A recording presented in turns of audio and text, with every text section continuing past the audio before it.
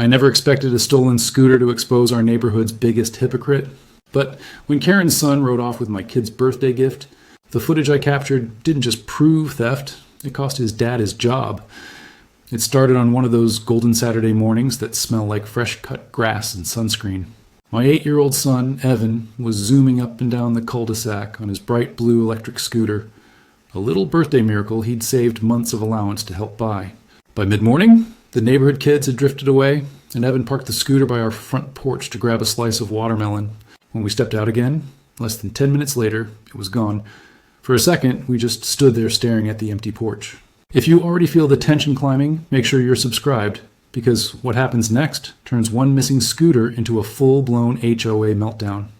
At first, I thought maybe one of his friends had borrowed it, but as the minutes dragged on, that uneasy, hollow feeling set in.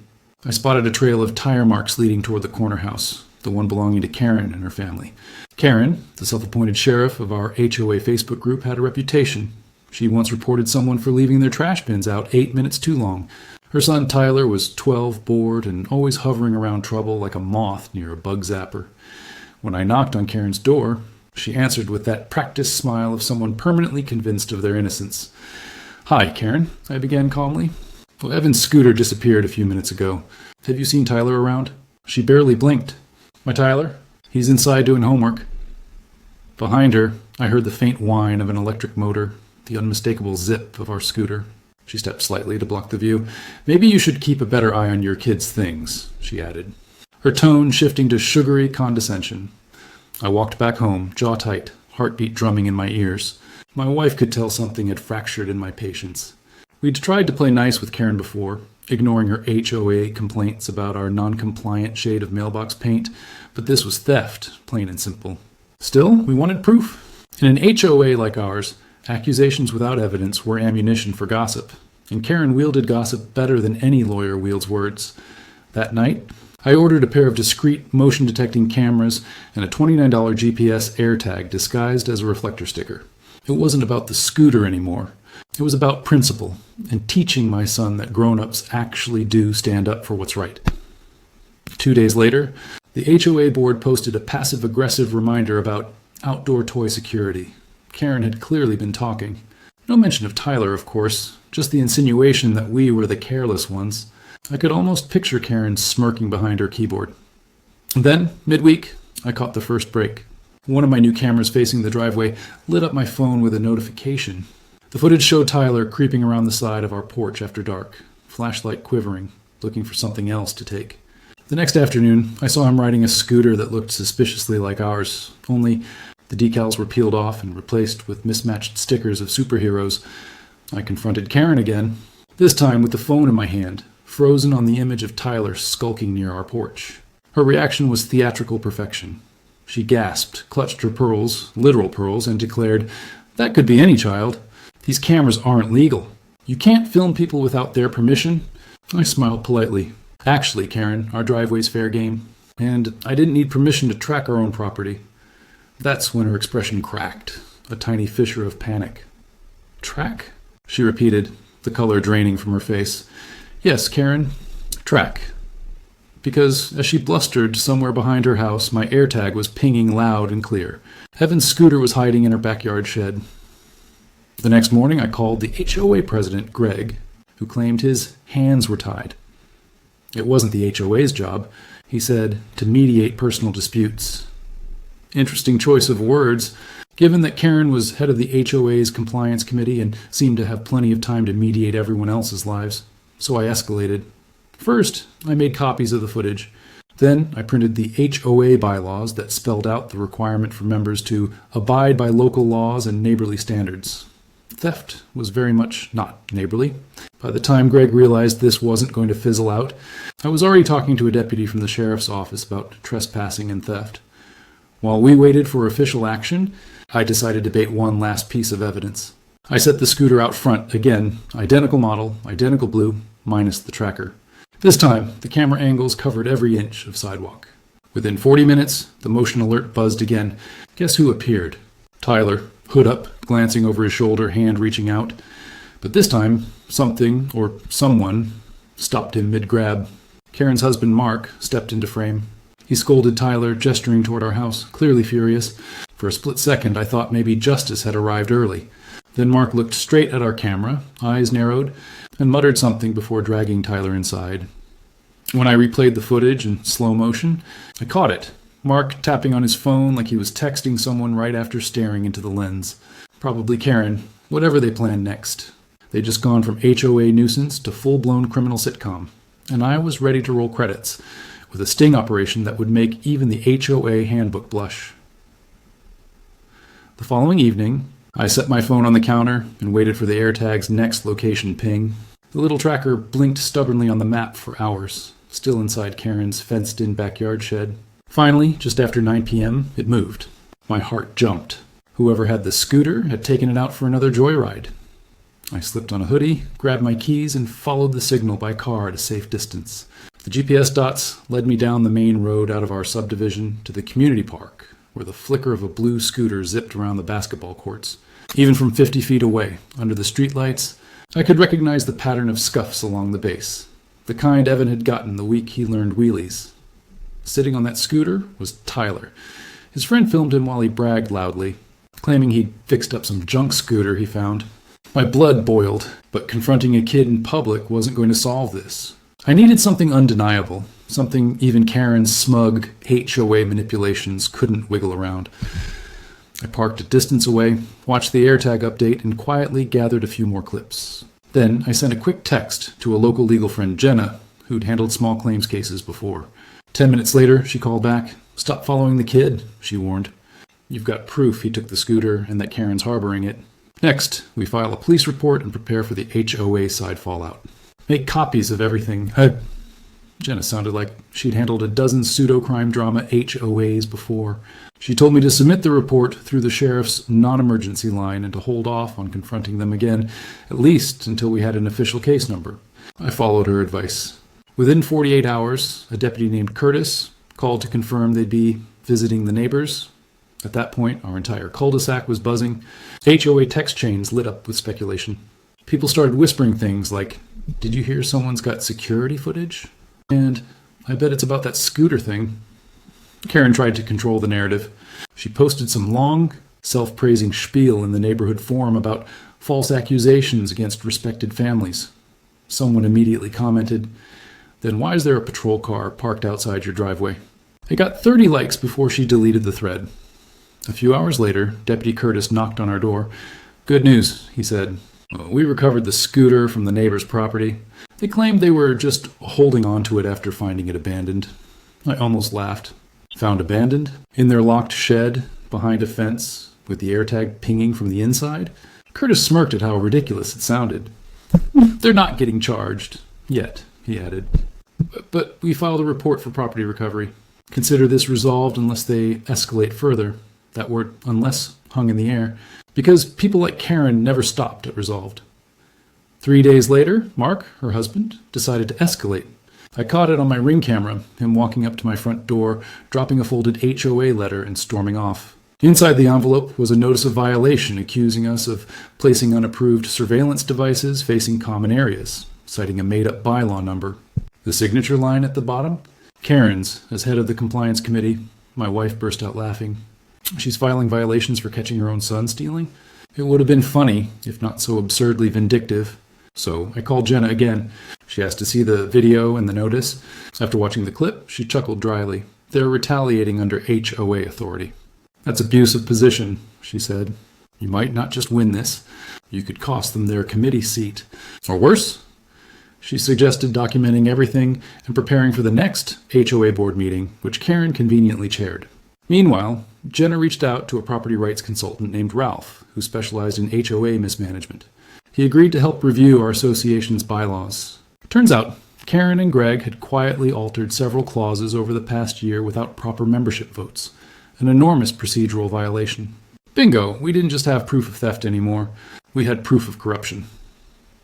The following weekend became a full-scale investigation in our living room. Paper stacks littered the coffee table, bylaw drafts, printouts of emails, even screenshots Karen had accidentally sent to the wrong HOA mailing list, gossiping about neighbors she didn't like. The deeper we dug, the clearer it got.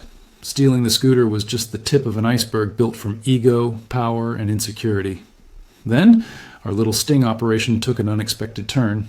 Ralph discovered through public records that Karen's husband, Mark, was listed as a mid-level manager at the property management firm that handled our HOA's accounts, meaning he technically oversaw the very compliance system Karen abused. Conflict of interest.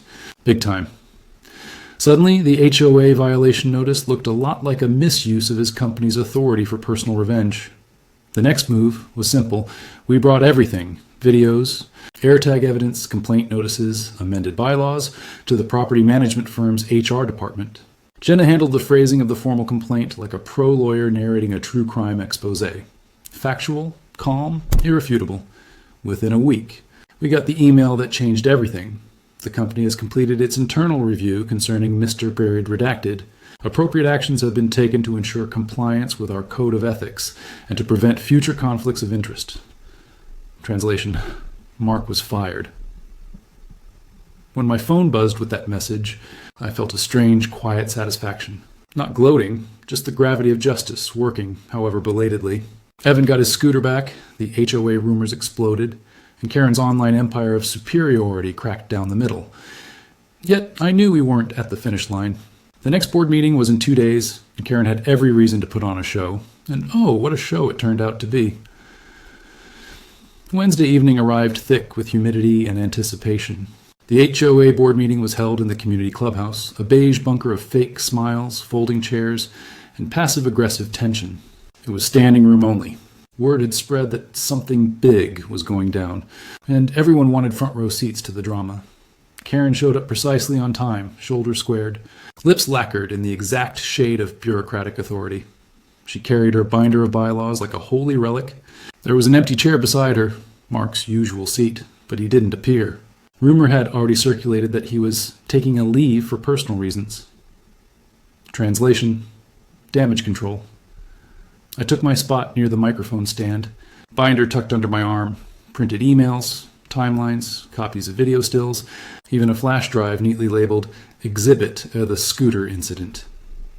Jenna sat in the back rows, arms folded, eyes scanning the crowd like an investigative journalist, waiting for her headline quote.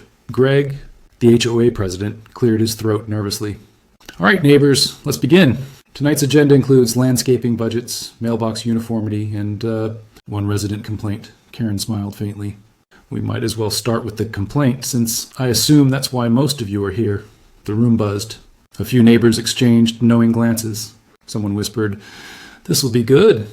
Karen gestured with her manicured hand toward me. It seems some residents have chosen to misuse security technology in ways that violate community privacy. As head of compliance, I take these matters very seriously. I waited for the murmurs to die down and then walked to the microphone. My pulse was steady, not furious, just focused. Actually, I began calmly, the issue isn't privacy. It's theft, retaliation, and falsification of HOA authority. The air crackled. Karen's smile strained into a brittle mask. I set the flash drive on the table. Everything I'm about to show is time-stamped, verified by county law enforcement, and backed by our HOA's own surveillance policy. Greg hesitated, but Jenna from the back whispered audibly enough, "Show it." So we did. The projector flickered to life. First, the simple clip of Tyler sneaking onto our porch. Then the overlay of AirTag data leading straight into Karen's shed. Gasps rippled across the room. One older neighbor muttered, "So that's where that other kid's basketball disappeared to last year."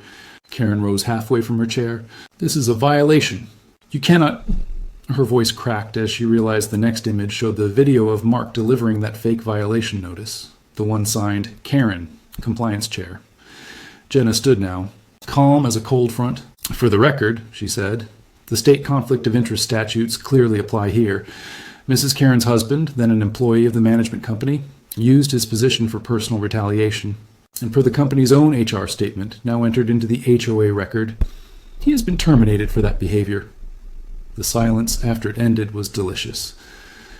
Karen's eyes darted to Greg, her ally, who suddenly found intense interest in his paperwork. The rest of the board shifted uncomfortably. No one wanted to sit next to a scandal.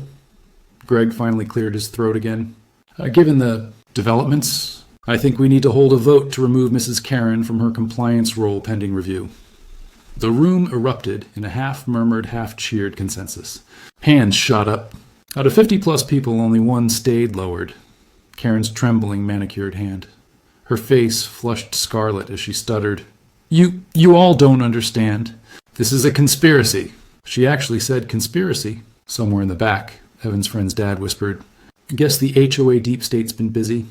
Laughter rippled. Karen stormed toward the exit, muttering something about lawyers and defamation. But before disappearing, she turned back and shouted, You'll regret this, every last one of you.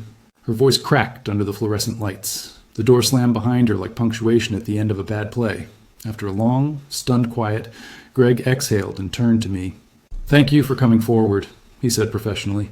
This board officially reverses the violation you received and will audit the bylaws you uncovered. I think it's time this HOA remembered we serve the residents, not each other's egos. A few people clapped. Others looked visibly relieved, as though someone had finally hit reset on years of petty tyranny. Later that evening, as we wheeled Evan's restored scooter back into the garage, he grinned up at me. So, does this mean bad people actually get in trouble sometimes? I knelt beside him, hand on the scooter's handlebar. Sometimes, I said, but only if good people don't give up. For the first time in weeks, our street felt lighter. No watchful eyes peering through blinds, no anonymous compliance emails, no simmering tension. Just a row of normal families, finally exhaling after a long, ridiculous feud. The next morning, Karen's house had a for sale sign hammered in the lawn. No one said who put it up first, her or the real estate agent. But by evening, she was gone. Weeks later, the HOA adopted new transparency rules. Any bylaw update required open resident vote. All committee heads had to disclose external contracts. And the community adopted a zero retaliation policy. Justice, bureaucratic addition, but satisfying nonetheless. Evan now rides his scooter around the cul-de-sac freely again. Sometimes, he even waves at the new neighbors who moved into Karen's old place. They're quiet, friendly, and don't run an online HOA gossip page. Every time the scooter's wheels hum down the street, I quietly remember that night in the HOA clubhouse. The moment a petty neighborhood feud became a small triumph for fairness, and one family's quiet persistence toppled a tiny empire of ego.